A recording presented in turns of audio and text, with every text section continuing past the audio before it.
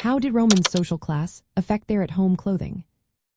Have you ever wondered how the social class of ancient Romans influenced what they wore at home? In ancient Rome, clothing was more than just fabric.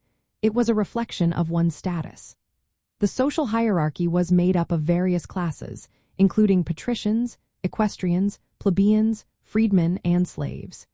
Each class had its own style and quality of clothing that mirrored their wealth and social standing.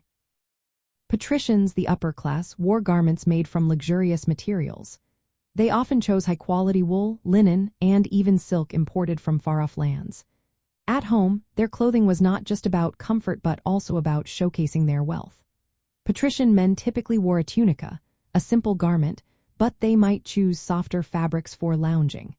If they were receiving guests, they could even wear a toga, which added a touch of formality.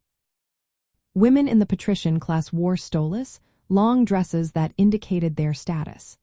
These dresses were often adorned with decorative borders and dyed in rich colors, like purple, which was a color reserved for the elite.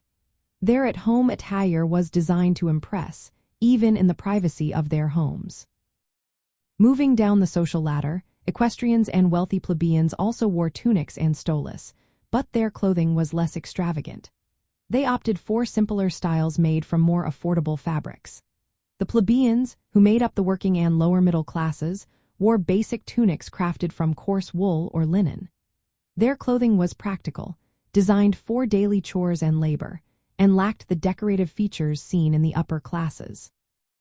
Slaves and freedmen had the simplest clothing of all. Slaves typically wore rough tunics that were durable and easy to move in. Freedmen, who had gained their freedom but still occupied a lower social status, might wear slightly better clothing, but it still lacked the fine fabrics and colors of the upper classes. Gender also played a role in at-home clothing. Men generally wore tunics, while women wore stolas or pallas, which were shawls. However, the quality and decoration of these garments varied significantly based on social rank. In ancient Rome, clothing was a clear indicator of social class.